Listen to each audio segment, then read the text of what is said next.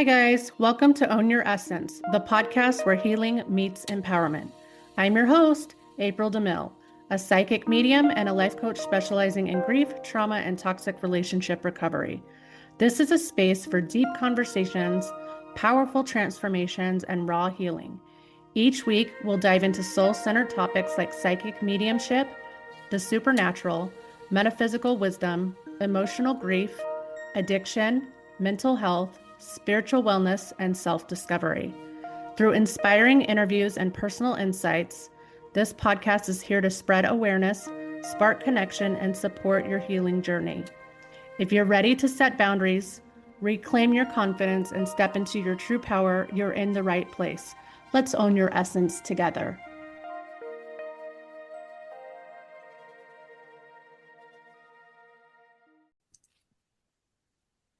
Hi, guys. Welcome back to another episode of Own Your Essence podcast, where we get to have deep transformational conversations with some of my favorite people. I'm your host, April DeMille, and as you can see, I have two of my favorite buddies here with me, co-hosts Lee and Stephanie. If y'all want to introduce yourselves. Yeah. Hey.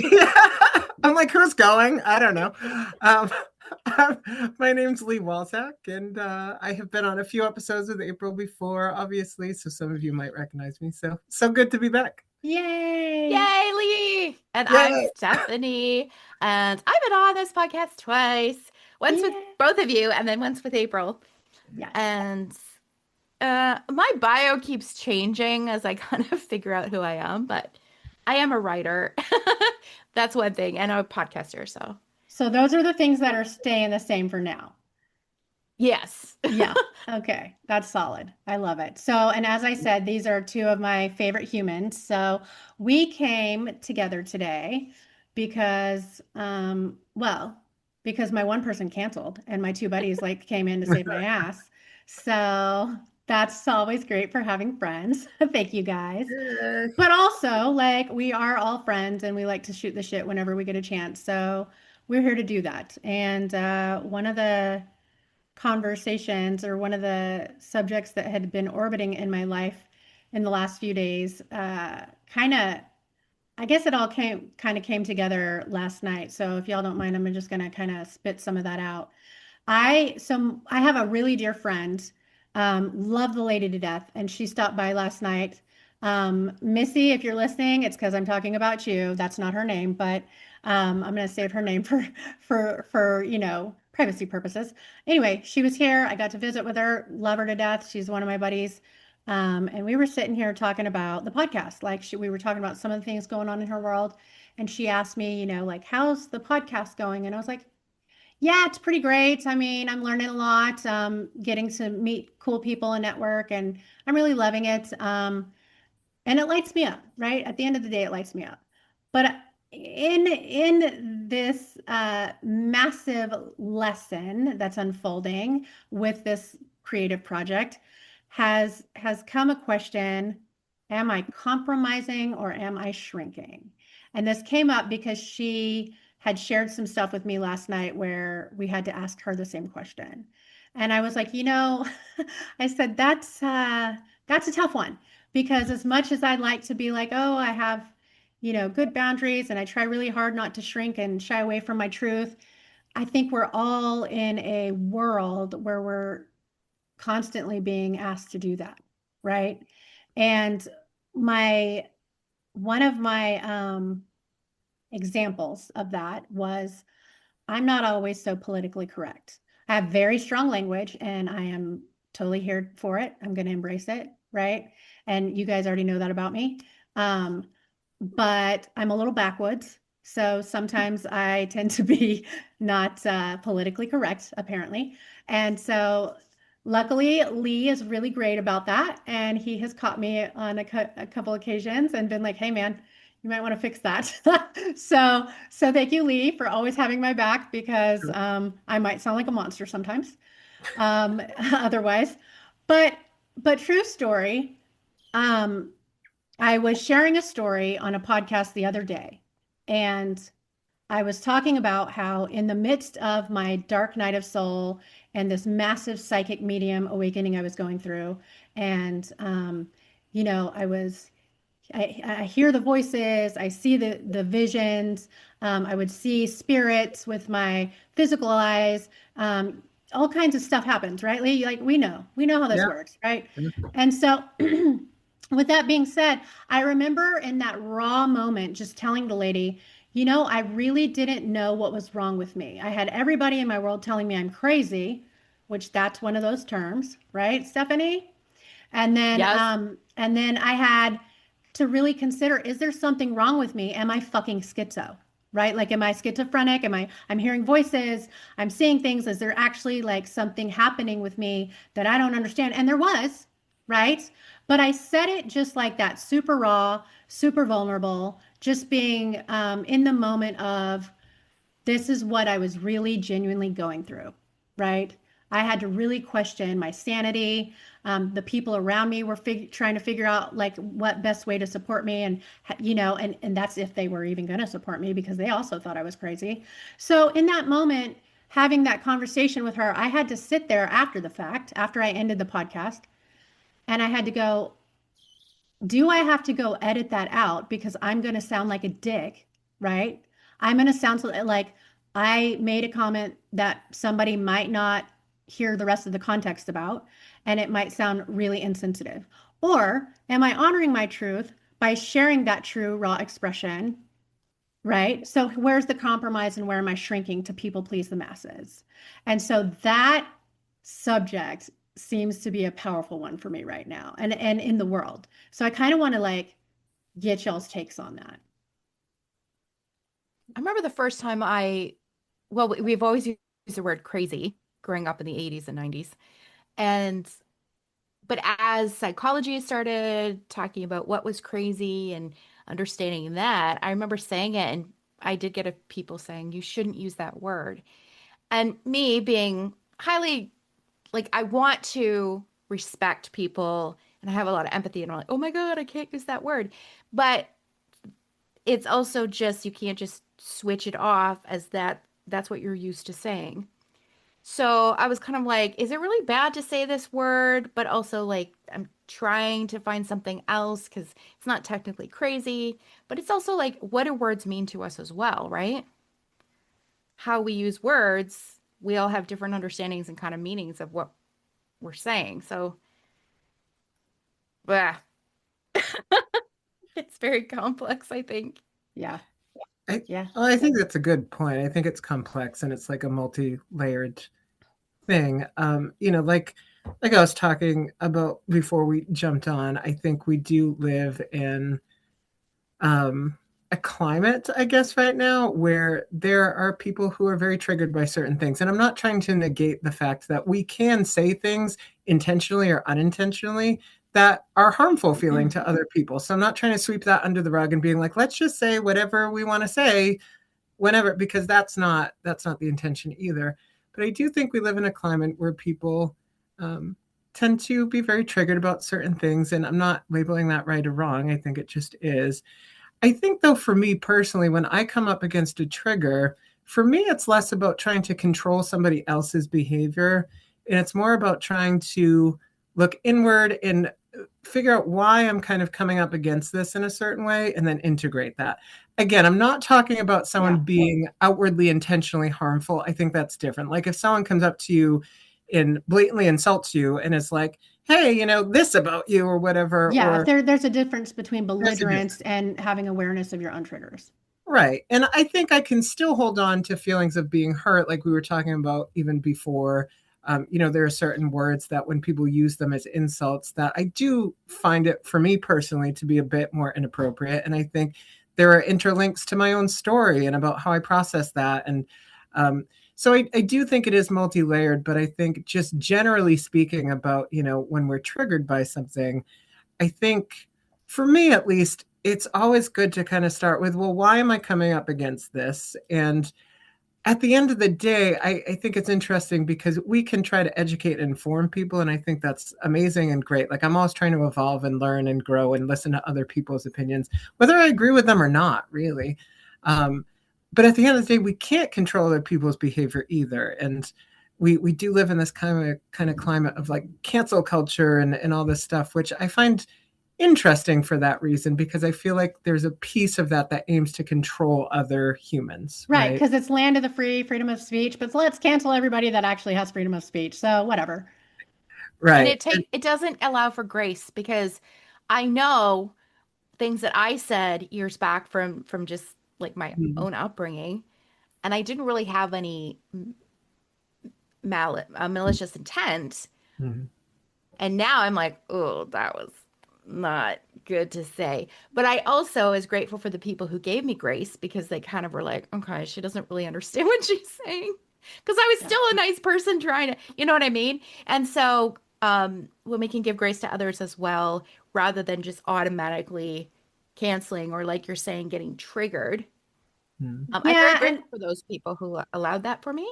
yeah, and I feel like that helps us learn discernment too, because like Lee, you had a good point when you said there's a difference between somebody that's being belligerent and attacking you Mhm. versus someone that is going to sit there and really do the work and be like, does this actually hurt me? Or is this just a wound that I have to look at for other factors that have played into my upbringing? Right. Right. And so that I think is one of the ways we learn discernment too. Yeah. And I think that can get lost sometimes because, again, I do think there are things like I can be having a conversation with someone, and like I said, maybe they use a certain word that I do find inappropriate. They're not directing it at me, but they're using it in a way of kind of like, this is abnormal or this is dysfunctional. And when, maybe I feel like it shouldn't be used that way. And I do think there needs to be a space held too where we can have conversations with people and be like, hey, you know what, like, I know this probably wasn't your intention, and I know you, and but when you say that, this is how I kind of feel about this. And if that person then comes back repeatedly and kind of ignores that and is like, well, I think that in a personal dynamic is definitely something to look at. Like, how is this person responding to my communication? But my point, I guess, with the cancel piece too, or the cancel culture piece, is that, like Stephanie said, it doesn't allow grace and it doesn't allow room for communication or conversation. And I feel like that's how we grow. I don't think everyone needs to agree to be able to communicate. So, Sorry, my mic was off. So it's like just controlling the dynamic instead of, hey, we need some time here to see why these adjustments need to be made, if so, yeah, right? And yeah. that's different than just, you know, um, canceling with no. I did laugh and I was like, luckily, I only have like 5 audience members. So it's like, who the fuck's going to hear my mouth anyway? So, like, so whatever. So, like, but still, right? It's Yeah. like, I'm not that worried about it. But like, you did have to call me on it once, Lee. I think you did actually even say, what did you say when you just said it a minute ago? But you were like, "Hey, listen, you were like, Yeah. I know you, and I know you didn't Yeah. probably mean it this way." That's basically how you approached it. And I was like, "Oh yeah. Oh yeah, maybe you're right." So I did end up editing that one comment that time. But then when I said this schizo thing in the moment of a real raw narrative that had unfolded in my life, Mhm. um, I had to sit with it. And I was like, was that insensitive? Was that nasty? Or was that me making an attack? And I don't think so. I think I was genuinely embracing the place I was in that story, in that moment, and being really raw about it. And I feel like I would shrink if I changed that. Does that make sense? And sometimes you don't even have the words. Yeah. Well, and Like yeah. you're like schizo, okay, that came to my mind, or crazy, or whatever the word could be. And then when people call you up, I'm like, okay, well, bah, Well, I don't right. know what else word to use in that moment, maybe. Right. And that's actually true because when you consider that we're being timed on these podcasts. We're moving, not that there's not editing magic, but we don't think like that when we're running, right? We're not thinking that way. So we're doing that. And then if you have any autoimmune stuff like I do, brain fog happens, you lose your vocabulary, and sometimes words just get spewed out that aren't even supposed to go there. And that doesn't make an excuse by any means, but sometimes that does happen. Yeah. Well, Yeah. and there's also that different, and I try to like, I love talking about this with people, like the explanations and excuses. So sometimes things can be explained, doesn't mean it excuses, or it's just like, but that's what it was, right? Like, for example, my dad is very certain. I'm pretty sure he's on the spectrum. And I've had many situations with stuff, and people have been very offended. And I'm like, okay, I understand. And he doesn't really mean that. And then they're like, well, he shouldn't. I'm like, I know, but if I can explain that this is where he's at, doesn't excuse his behavior, and yet it can explain kind of why. So if you're able to maybe have forgive and have some grace, but you don't have to. Oh my gosh, it's No, all but these things are that's, so very complex. But you know what I mean? Like yeah, explanations and excuses, not the same thing. totally. But also with that in mind, because one of my favorite humans is also autistic, and he does have meltdowns and spin outs, and sometimes he will say things that to me would be like, whoa, that is inappropriate, not okay. And it's because he is so wired differently with his neurodivergent brain that he's not in a place to receive understanding, reason, whatever. It doesn't matter. He's spinning out. There is no reasoning happening anywhere because he's on shutdown, right? And so with that, even with that in mind, and I'm learning how to um, approach that with also more understanding and grace. Um, but then that makes me wonder how many autistic people or people in, ADHD, autism, neurodivergence community, whatever, how many of them are being masked to people please the typicals because, hey, this isn't okay. You have to do it this way, right? And where's the middle ground there? Um, and I have to consider that because I have been diagnosed ADHD. My kids are ADHD. My son's ADHD. So it's not like we've all masked so much, and that could be why this is coming up, where I'm having to revisit these subjects because I'm like, where are we compromising? Where are we shrinking?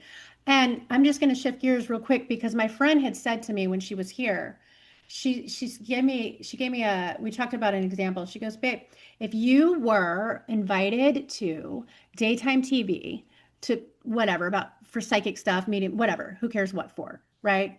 Um, and they wanted you as a guest, and there's all kinds of benefits for them and you to do that. Would you stop cussing? And I was like, yeah, that's a great question. Because even with Stephanie building my speaker sheet right now, what do I have on there, Stephanie? Um, Caution note about, About my mouth. yeah, and maybe I'm not for you if you don't like Yeah. that or I said, something. that's a great question to my friend because I said, that's something where I would have to understand the difference between compromise and shrinking because even on my speaker sheet, I have like a little asterisk area that says, I value raw expression. I have strong language. I don't like to filter my stories. Um, so if you have strict policies around that, I'm not for you. Period. I'm not your person. I'm going to offend your audience. Basically, that's what it says. So like if it was daytime TV, would it be any different? Maybe. Maybe it's a different factor, but also they have editing, so they can just bleep me a lot. And they've had to for certain people who do Yeah, that, they've had to bleep people. celebrities. So would I compromise? Would I go, okay, there might be um this might be a place where I have to be a little more mindful, but then am I still shrinking? I don't know, right? I really don't know. Like at my nanny role, am I dropping fuck all day long around the nanny kids? No, but guess what? They're saying fuck in front of me. And they're 5 and 9, or they're 6 and 9, and they say more cuss words than I do, right? Actually, I don't cuss in front of them. I have cussed in front of their parents, but that's because we're adults having conversations, right? But like when it's just me and the kids, I don't cuss in front of them. But that's because that's what the parents have asked of me, right? Like it's just kind of goes with that role. But again, at what point am I shrinking? And does this enable children because it's not prepping them for real life? Right? I Yeah. learned more dirty shit from my 12-year-old son that he had learned from school than I ever knew. True story. Gross stuff. Stephanie just had to Google it actually because I told her about it. I was like, "What?" So Yeah. like I'm just so like there's so much of it like circling in my head right now. And I'm like, I don't know. I'm still learning to discern and step into my truth too. And if I feel like I'm shrinking too much, it's a no for me. Yeah. Can I I mean, compromise? Sure. yeah. I mean, I get that. And I think we can meet in the middle sometimes too. You know what I mean? Like, I think if Hmm. we're meeting in the middle and we're adhering to someone else's reasonable, healthy expectation of the space that they're holding for their environment, like if it was daytime TV and the expectation is that you don't curse a lot because it's daytime TV, I think it's okay to meet in that space and be like, yeah, okay, you know what? I see your expectation of this. I understand it. And for that reason, I can meet you in the middle and maybe not curse as much or curse at all or whatever it is, right?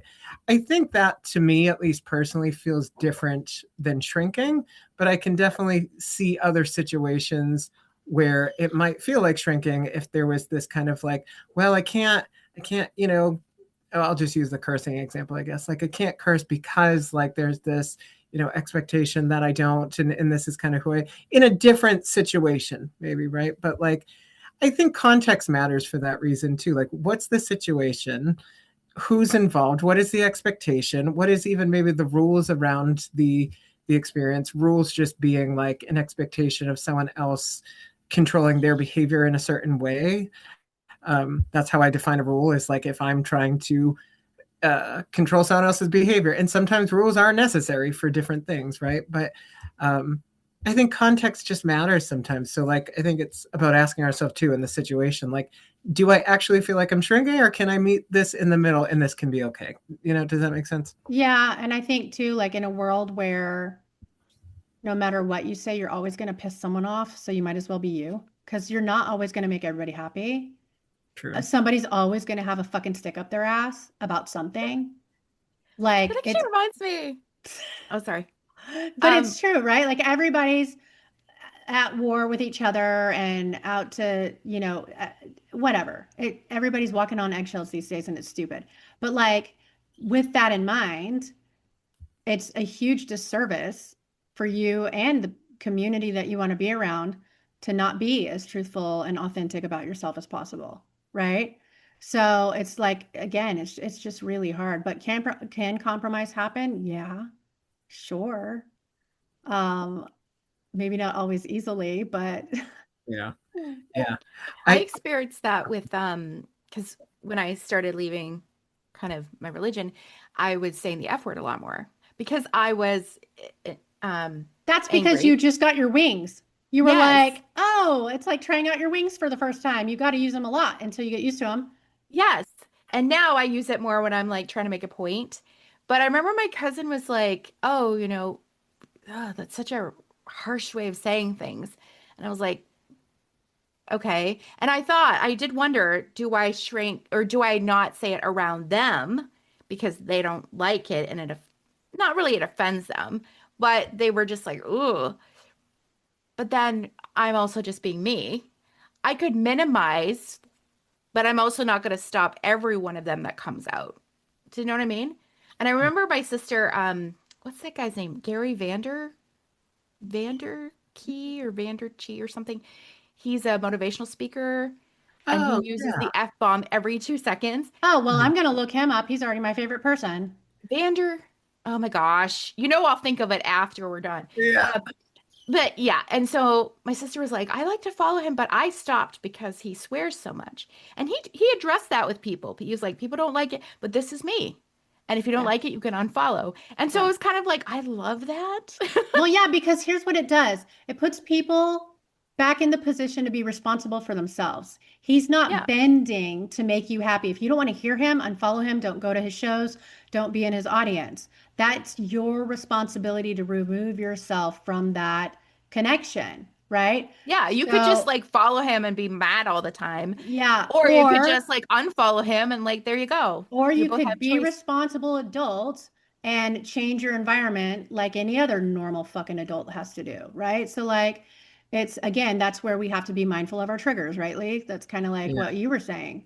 Is it Yeah. Gary Vanderchuck or Vandervee? Anyway, I think something like it's that. check. I think you're right. Okay. Check. You know what I I mean. think, but yeah. I Um, actually, oh, sorry, go ahead. Oh no, that's okay. I was gonna say, just as a caveat too, I'm thinking about this as we're talking. I had mentioned like a rule being me trying to control someone else's behavior. I don't actually like the word control, so I'm gonna redact that or retract that. Trying Okay. to direct someone else's behavior. So a rule to me is kind of like, because I'm very sensitive to smells, right? If I tell someone you cannot wear perfume around me, Oh, that's such a good example, dude. It yeah, really is. Actually, it's perfect. Yeah. that's a bit more of a rule, and that's why I say they can be necessary sometimes, because I know earlier I was talking about like trying to control other people's behavior and that being inappropriate. Sometimes it can be necessary for our own well-being in whatever way, shape, or form. Whether someone adheres to that or not is not our choice or responsibility. I No, wanted to clarify that, but this is such a good example because I smell like a French whore.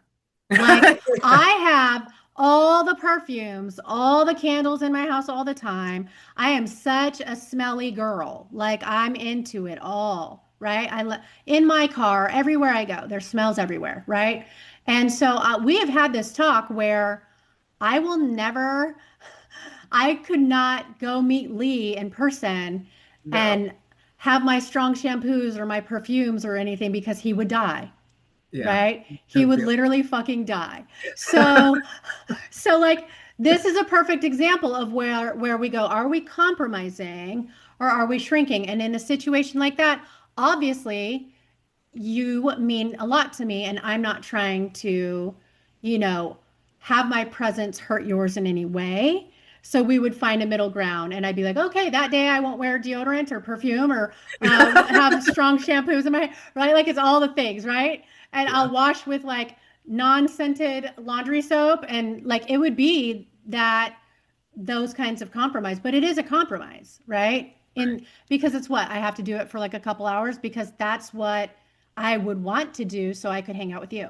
That's different right, right. because there's something I'm receiving from that too. And that might be the trick is there an exchange or is this a requirement that leaves you feeling Yeah, depleted? I have a yeah. great example for that. Oh, I want to So hear it. I used to work at a bank in the back office.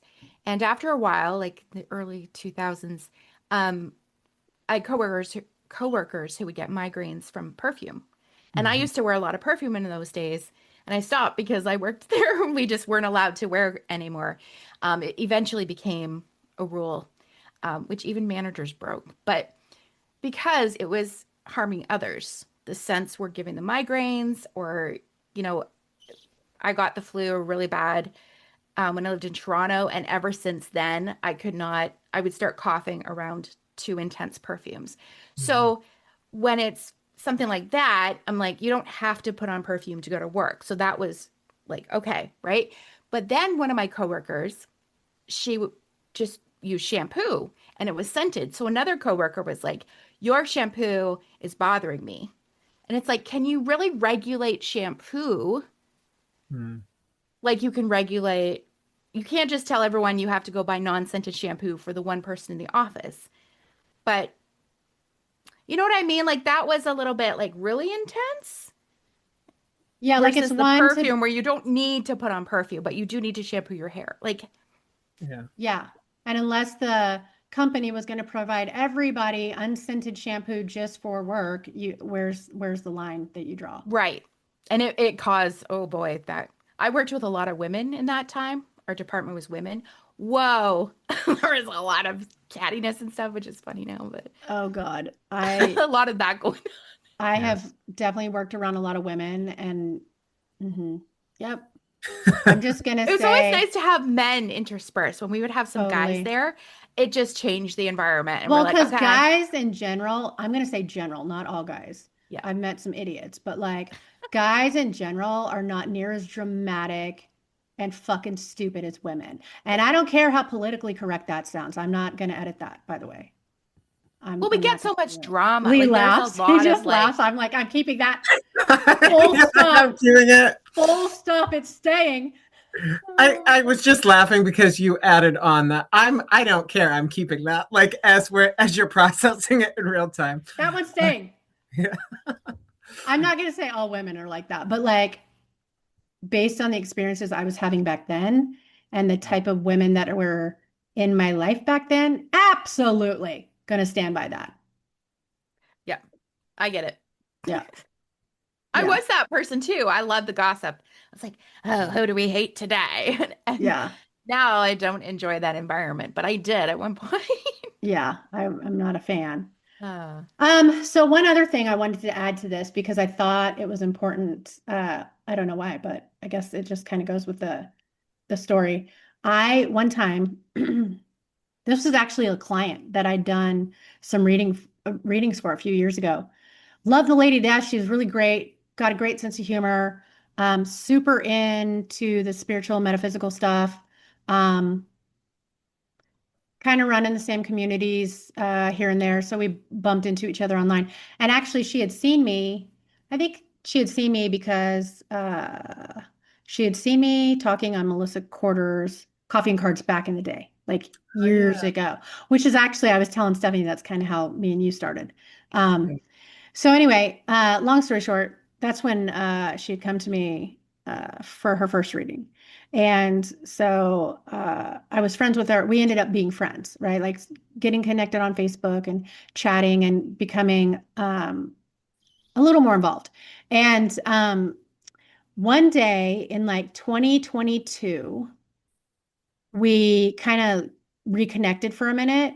Hey, how's everything in your world? And I was going through a lot of stuff in 2022.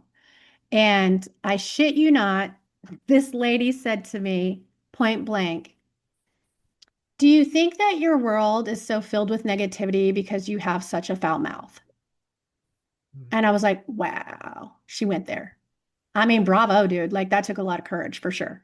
But she was, she said that because I choose to not filter my expressions and use strong language, she was certain that I was attracting negativity because I had a foul mouth. And I was like, well, if we follow the logic behind that, um, how does that explain my negative upbringing when I was a child and not using foul words? How does that explain, like it doesn't make sense at all, right? And it's not true because I don't believe in repressing. That's actually what can create more harm is when we're repressing and trying to shrink and things like that. And I remember saying to her, yeah, I absolutely, that's not a truth for me. That might be a truth for you, and I can appreciate that we can agree to disagree. Right. And that's kind of where I left it. But she and I never continued a friendship after that. Because for me, that showed me where she was in her journey, and I believed her and I left her there. And that's not where I was in mine. Right. And also, let's not forget, based on our age and her age, like my age, her age, there is a patriarchal like conditioning. And in that upbringing, they teach that it's not feminine or soft or elegant if you use curse words, right? So it's that whole patriarchal, like, uh, sugar and spice. be the sugar, be unheard. Mm. We want to look at you, but don't open your mouth, right? It's that really superficial, pig-minded manhood, right? Stuff. And so I'm just like, yeah, so I get why she would think that and why that applies to her world, but that's a world that I evolved out of a long time ago. So for me, I was like, yeah, no, that doesn't work for me, but I appreciate it. Thanks. Right? Like, and that was our done point. I want to add to that too. I don't know. I won't speak to a specific situation because I don't know this woman and or anything like that. But I think sometimes too, we as people have this tendency to try to put the blame on the person experiencing the negativity because we are so uncomfortable with Totally. sitting with the idea of negativity or something that feels, for lack of a better way of putting this, uncomfortable to us. And I am a firm believer in the spiritual realm of like we do create certain things in our experience and all of that. I think our soul creates different things. I think we create different things through how we show up. And but that doesn't mean that every day is going to be rainbows and unicorns. It doesn't mean that we're not going to go through certain things, because of course we are. We're human. So I think people like to kind of pin the blame in any way that they can on the person, because then they don't have to go there themselves and think, well, what if I end up in a situation where I feel really negative? It Yeah. kind of cuts off that inner communication. I mean, it happens with chronic illness stuff all the Oh, time. totally. Yeah. Well, and also even with abuse, because like how many times in, um, when you're talking domestic abuse and stuff like that, people will be like, what'd you do? What'd you Mm, do to get hit? What'd you yeah, do? And so then now the victim is the problem instead of keeping the perpetrator accountable, right? right. So it's the same thing. It's just like escapism. It's just awful. And I think there's a lot of parroting. So Yeah. when I was in religion, like when we would hear these Christian phrases, you would just say it to other people. Like, oh, what was something? God doesn't give you more than you can handle. I Horseshit. used to say that all the time, not, Uh, but I would just hear that from the leaders, and I'm like, yeah. yes, this is the truth. And then when you dig into it and you're like, oh, or you experience it yourself. So there's a lot of that kind of talk, especially with the entrepreneurial spaces, coaching spaces, personal growth, and whatever. Hmm. Manifesting, like, what do you manifest? You manifested something bad because of this. And it's like, or um, this is like our soul contract that we came to experience this, or it was whatever the situation, you don't know. And I do think a lot of people parrot it without, like you're saying, Thinking. they don't sit with it, but also they just hear it. And a lot of us are like sheep, right? So we're just like, I heard this and it sounds good, so I'm going to say it to everyone. Right. Right.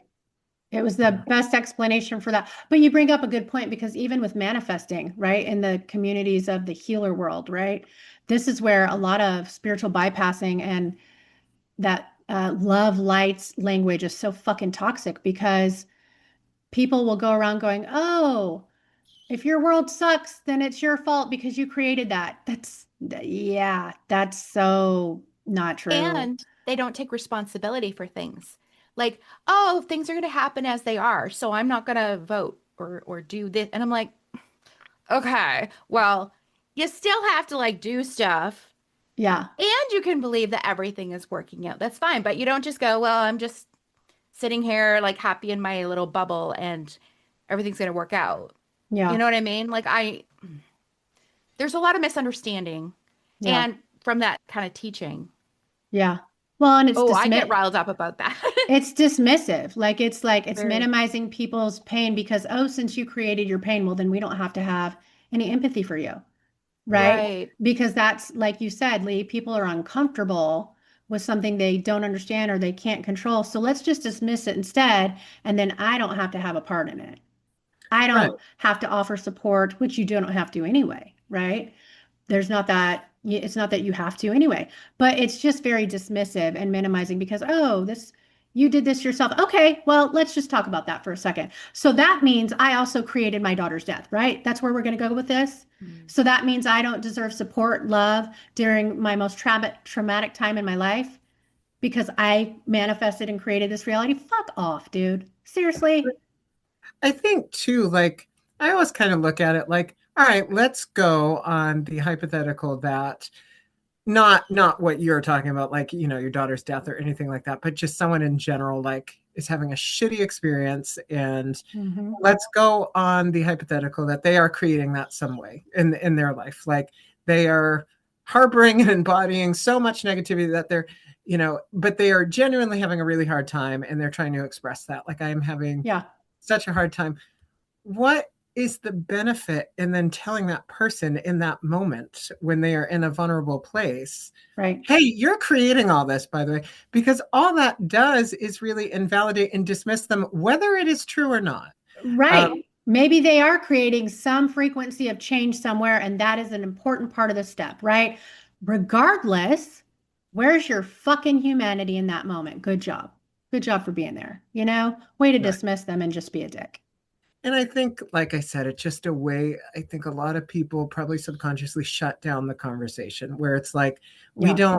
don't always know how to say I'm uncomfortable holding this for myself. Yeah. So instead of realizing that and communicating that or navigating it differently, I'm just going to shut it down with, well, Right. it sounds like this is your fault, Right. Yeah. in so many words. Which is so many times I'd heard that from even when I was in abusive relationships, like really nasty ones, right? So much physical abuse, all the things was happening, control, all the isolation, all the things was happening. And I can't tell you how many times I heard, well, just leave. If you don't leave, it's your fault. Well, Susan, if it was that easy to leave, I would have thought of that 20 fucking years ago. Like, thanks, right? So, like, yeah, I think it's just people are not qualified to offer some sort of help in that moment. And it's easier just to like shun you. So, And not understanding all that goes on with Mm. abusive relationships. Like I know I right. had a conversation with somebody and she goes, well, when if she leaves, They he don't. has to pay support. And I'm like, yes, but Mhm. you also have to get a lawyer. And if you're, And it let's say takes time. you're a stay-at-home wife and mother, you don't have a job, you don't have credit, you don't have any money. How do you just leave and go get your own apartment and pay for that You don't. while you're going to the lawyer and drafting up the separation agreement and going through that? You can't just do that if that's the situation, right? Yeah. So it's like people don't think of these things, Yeah, especially if because they haven't they, had to. yeah. Well, and there's protective orders. So, like in my situation, there was protective orders in place because of the abuse and the violence. And by the way, asking for child support meant I was going to get retaliation. That man was coming for me. So it's nothing what people think it is, right? That man was coming for me and now we were unsafe again, right? So people don't think about all the ramifications, all the pieces that are involved. It's just, there's so much to it. Well, it Yeah. doesn't take into account either. Oh, sorry, Stephanie, were you going to say something? Oh no, I just said yeah. Oh, okay. I didn't want to cut you off, but people don't take into account, like in those situations either, like the multi layers of psychological elements that happen. You are intertwined with this person, not just physically, maybe in a domestic experience, but in psychological way. And someone who is being abusive to someone else typically has a lot of mentally abusive tactics in play that over and it doesn't just happen overnight. Someone doesn't just, wake up and typically, right? I won't speak for every experience, but typically it's not just this like drastic change all of a sudden in the very beginning where it's like, oh, okay, maybe you're not for me. Right. Sometimes maybe, but it happens over a gradual course of Well, time. yeah, you get groomed. There is a Right. process. It's abuse and dangerous for a fucking reason.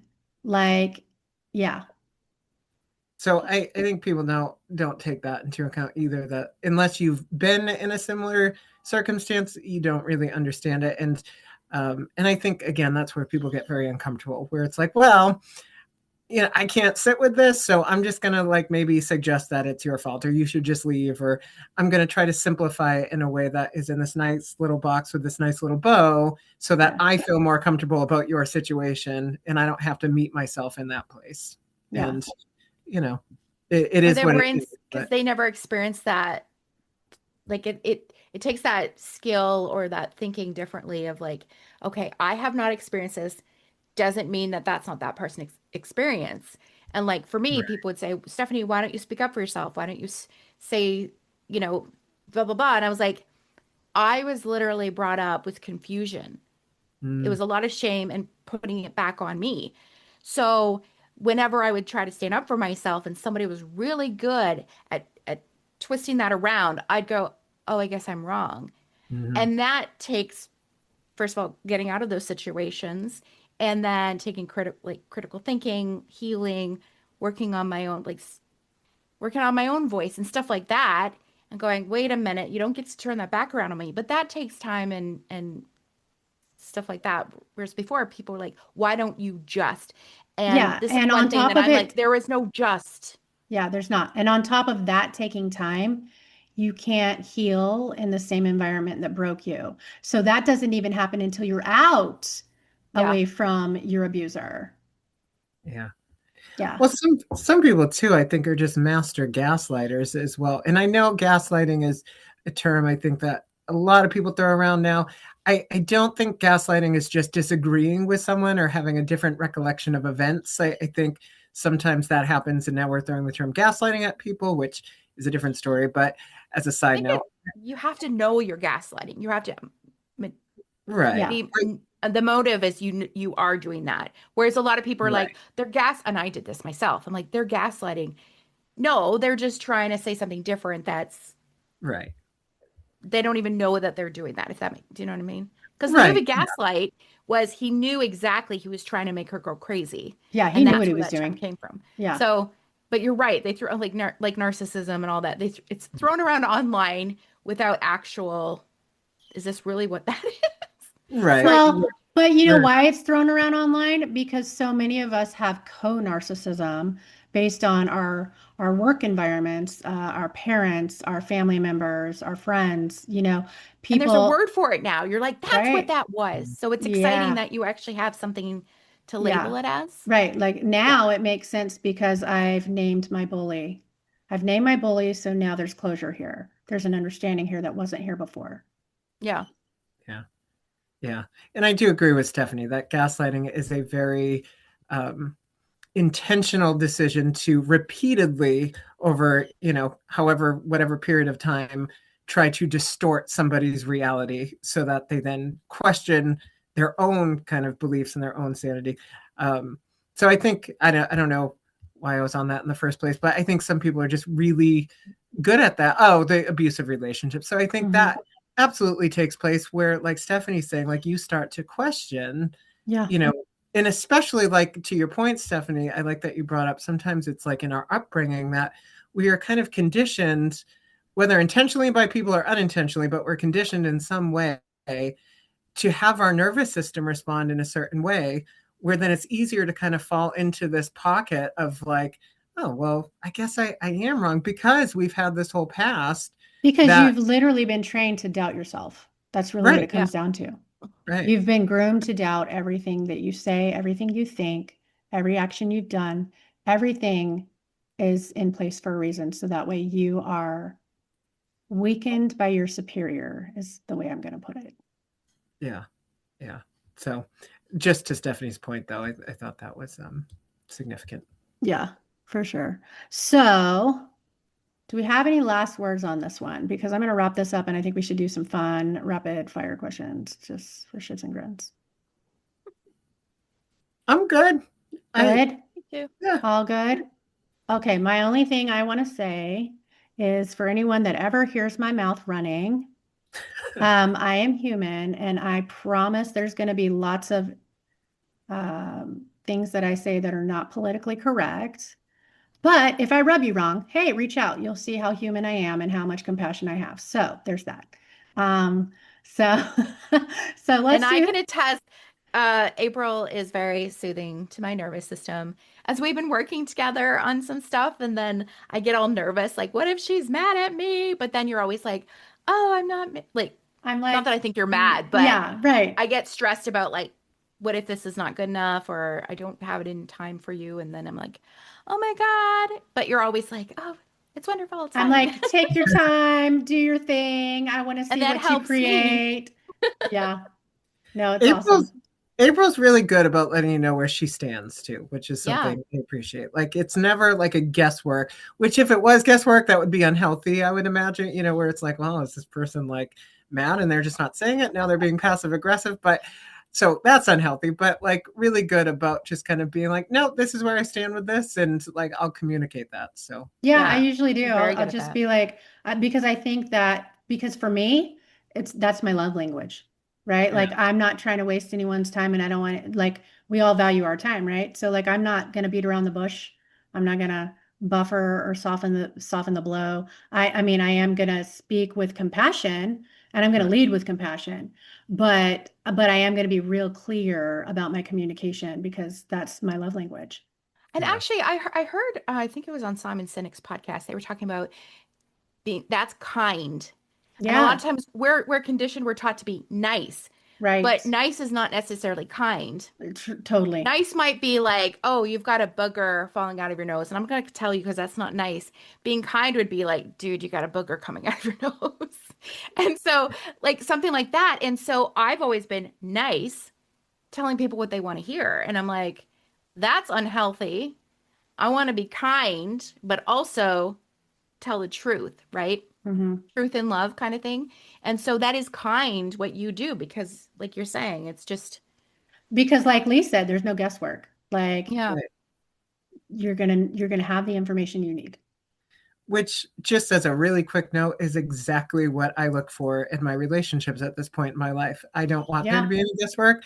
My Yeah. expectation of someone in a relationship, whether again they can hold space for this or not, is a different story. But my expectation is that you will communicate with me in a way that feels healthy for the both of us, and in a way that there is no guesswork. Like that it's not going to come out passive aggressively, that it's not going Yeah. to, we're not going to build resentment behind the scenes, that there is a clear, concise communication that happens that feels good for both parties involved. So Yeah. I can always appreciate when someone holds that space. Yeah. Yeah. Well, and I just want to say how much I appreciate you guys because Lee has definitely caught me saying some things and been like, hey, dude, I mean, I love you and I know you and I know you didn't mean it like that. But like, I'm always glad that you have my back because I don't think that same way, right? Like, it doesn't always occur to me. And then Stephanie is a new person in my life and she's already been so much fun and offered so many, like, so much blessings and encouragement in my life and really like stepped in to help me with some things that are really important to me right now. And I'm looking forward to our connection too. It's super fun. It's super fun creating with you and just being like, yay. But yeah. It is fun. I like that you can just like go do your creative thing. And I'm like, just go do be you, girl. I'm sure it'll be fine. And then it is. It was fucking Yeah. great. Super cool. Now I'm Okay. a little nervous about rapid fire because I'm like, sometimes my brain doesn't go like that. You got Okay. it, Stephanie. It's You good. got it. It's good. It's good. And also, we probably won't have time to do too many anyway. So I'm gonna see. Let's see. One of these is weirdest thing someone's asked you as a psychic, which I love that question, but since that might not pertain to all of us right now, I'm like, no offense, Stephanie. I'm not trying to say that, but like you might not feel like right about answering that. So um, maybe we can like change it to like one of the weirdest things someone's ever asked you. Hmm.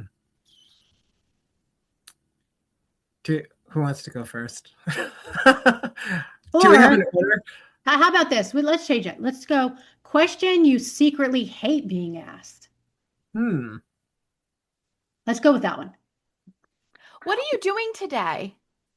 Okay, I go to the bank, and I know that they're supposed to ask that, or when I go to the chiropractor or whatever. Oh, and what are you doing today? Well, because I'm like, I don't have like a regular job type thing, and I've been doing podcasting and writing and different things. Sometimes I'm actually not doing anything but going to that appointment and maybe one day, and then I'm like, oh, not much. I don't know. I just feel, does Like that make small, sense? like small talkish. Oh, I hate small talk. Oh That's what God. Um, was on my radar too. Yeah. Yeah. Yeah, and so sometimes I just like, oh, I'm not doing too much, or I can't think in the moment of all these things. Like if I tell you every little detail, that's not really what you're asking. You know what I mean? But Yeah. yeah, small talk. Small talk's so excruciating, like gross.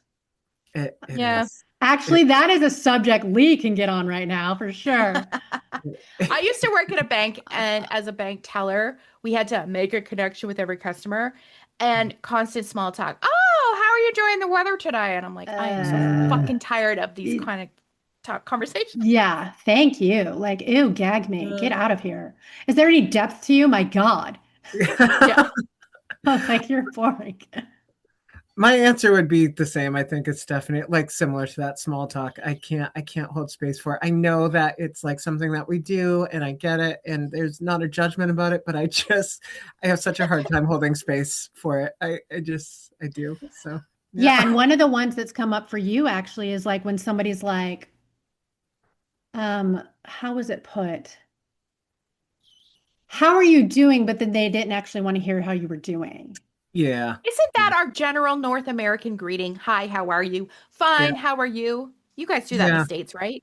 Yeah. How you I doing? mean, it Good. depends How on are what you? state Yeah. you're in, because some are more friendly than others, Well, True. that's a True. very right? So it Canadian thing, depends. at least. So it's Yeah, just like, yeah, hi, how are you? But nobody really cares. It drives my dad crazy. yeah. They Like, don't care. I'm like, Dad, it's just a greeting we do. I don't know why we do it. We just do. We Yeah. just do. It's annoying. yeah. Yeah. Yep. Okay. Mm. Do I need to answer that one too? If you If you want, want. Trying to you have decide. total autonomy. I do.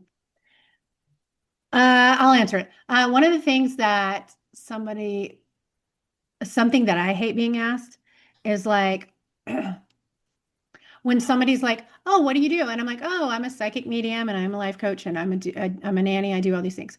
And they're like, "Oh, you're a psychic. Read me. What does it say? Like, blah blah blah. Where's my future?" And I'm like, "So that's great. I'm glad to hear that you're enthusiastic, but there's a protocol. Book an appointment like the rest of the world. Thank you." Like like it's like I appreciate that we're inspired here, but like that's yeah, I'm not working right now, but thank you. So Yeah. so that one drives me crazy. I'm like, yeah, there's I've got That's how this I imagine I've got like business hours like everybody else. therapists and doctors, people are Yeah. like, oh, you're a doctor. Can Mm. you look at this thing? Right. Yeah. Yeah. Yeah. Yeah. Oh, Woo. Um, Something that makes you laugh when you're spiraling, Oh God. right? Like I have to think about that one too. I don't know. I mean, for me, probably something sarcastic or that's leaning towards darker humor, to be honest. I Sarcastic and dry stuff gets you.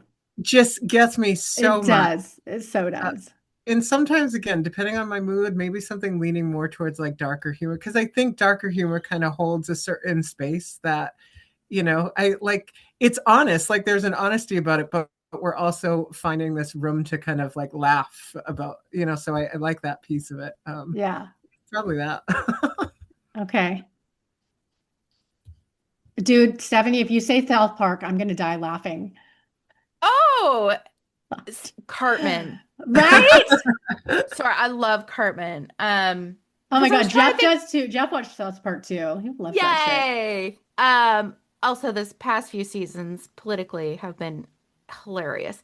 But TV, I was gonna say The Office, but I've seen that way too many times to really laugh anymore, I think.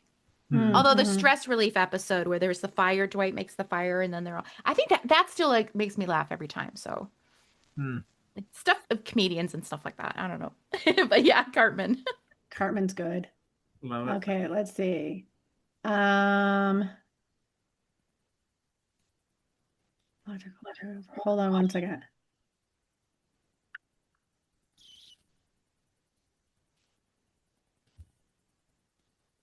Okay, loudest no that your body has ever given you.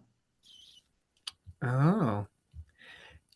I had something come up recently, actually. Like that was really interesting. So just really quick, because I want to be mindful of time. But I used to listen to not a lot of people know this about me, but April I think does. But like if anyone's familiar with black metal, like it's like really heavy, really dissonant sounding, like angry music. And I used to listen to that a lot. And I'm actually exploring that a little bit now. I feel like there was a bit of a me feeling pulled to the truth aspect of it, the inner state matching the outer state sort of thing. Not that it's not maybe misguided somewhat, but there's a truth about it. There's truth without anesthesia, right? So anyway, I tried to listen to one of the songs that I used to listen to, one of the bands, actually it's a newer song, but one of the band songs, and it was an instant no from my body. Like I started to physically gag. It was the strangest, but it was the biggest no.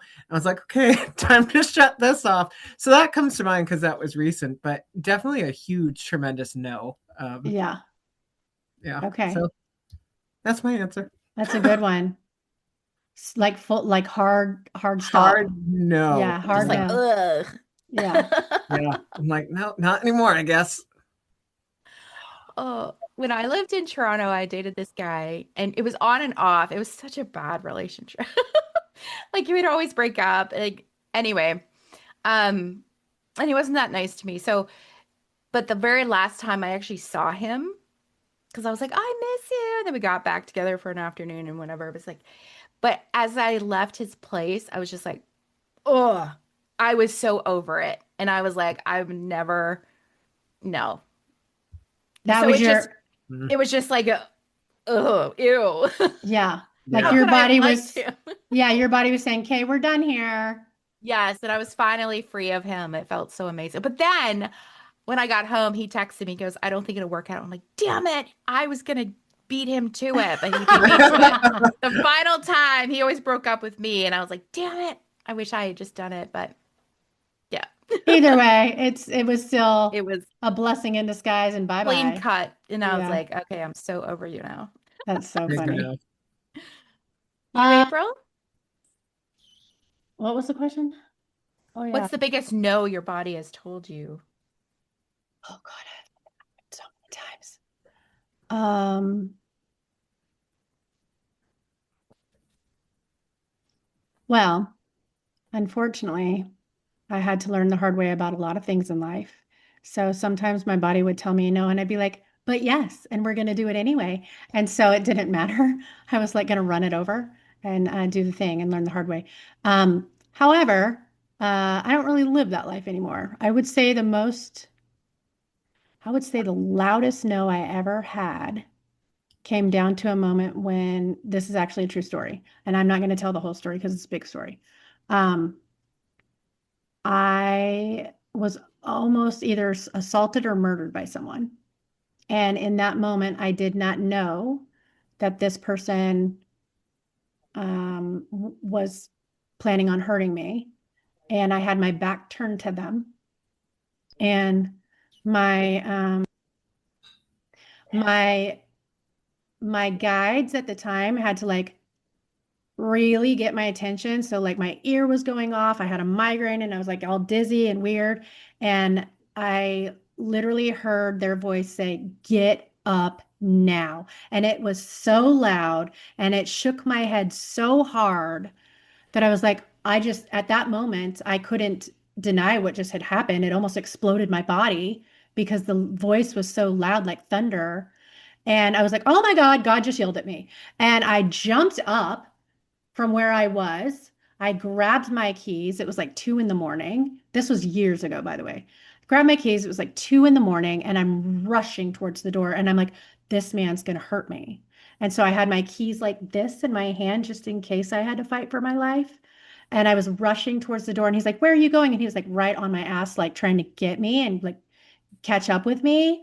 And he was like, what? I don't understand. And I was like, get away from me, get away from me. And I remember going home, driving that whole wreck in a full panic attack. I ended up filing a police report and all kinds of stuff. But that was probably like the loudest, unmistakable, like, no I've ever heard.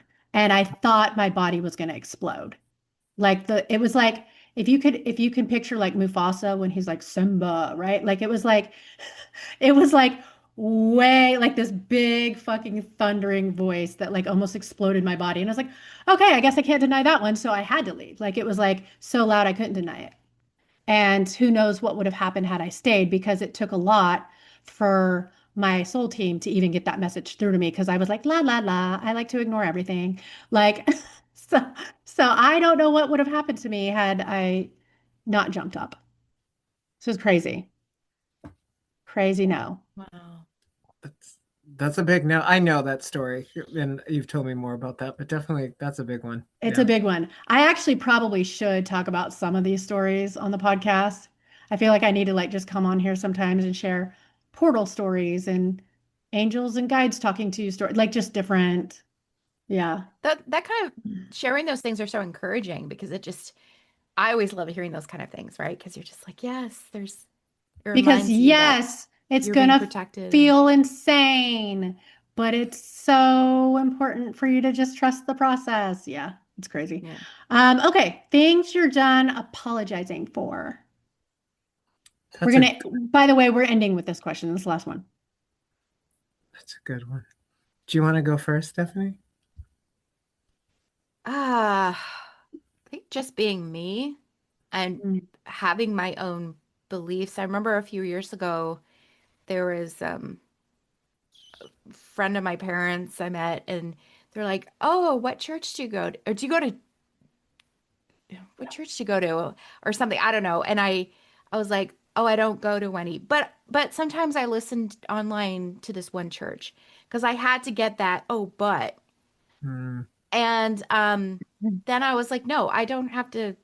I can just say, no, I don't go to church anymore," which I do now. But back then, that was a few years ago, I was like, I have to justify or say something because that was a deeply ingrained. If you're not going to church, like, rah, rah, rah, rah, rah, rah, rah, you Yeah, need to be. And so now I'm like, I'm allowed to not have that belief anymore and not go to church, and it's none of your business. I don't say totally. that, but I'm just like, no, I don't go. I'm not Yeah. Yeah, apologizing for it. I love that. Yeah, me too. Yeah. There's freedom in that. Yes. Yeah. I think I think mine's similar, honestly. Like just stop apologizing for being me. I've also tried to stop like I mean, I think I've really done it mostly at this point, but like years ago, and sometimes it still kind of creeps in a little bit. Like I'll find myself just in regular conversation being like, oh, sorry, for like something that I don't need to be sorry at all about, which I guess falls under the umbrella of like, stop apologizing for being me. Um, but so that as well, like I've stopped kind of doing that. But I think just being me and also having boundaries, like that was always something I think I was kind of conditioned to believe that, I don't know, was selfish or that we shouldn't have or whatever. And now I'm like, no, give me all the boundaries, like, and stop apologizing for having them. Yeah, for sure. Yeah. Because Yeah. that's the biggest thing is like when people can't manipulate you to be a version that they want you to be, that, there's a lot of kickback, right? When we have those boundaries and they're like, oh, you're not the person I thought you were, or you're not the same person I used to know. And it's like, get over it. You want a tissue? I don't know what to tell you. Like, Well, yeah, like that's the point too. Like I'm not the right, same person that you used to is know. Like that's the point. I evolved, right. It's like you should try it sometime. Rant is Yeah, awesome. yeah. I invite you to come to this side, but Yeah, And I right. am not here for you. I am here for me on this Yeah. yeah, earth. Back to that autonomy, Yes. I would say, based on the topic we're talking about, I'm definitely done apologizing for shrinking. Like I'm not gonna, I don't want to, uh, I don't want to live that life where I'm constantly feeling like I have to walk on eggshells or people please or whatever. And so I'm still trying to learn how to compromise and recognize those places where those exchanges can happen without feeling like I'm settling or shrinking or watering down a version of myself. So yeah, mm, yeah, yeah. Awesome. Good times, good times. Okay, guys, you guys ready to say goodbye? yeah. Yes. Okay, thank you guys. We'll see you Yeah, guys next time. bye. Bye.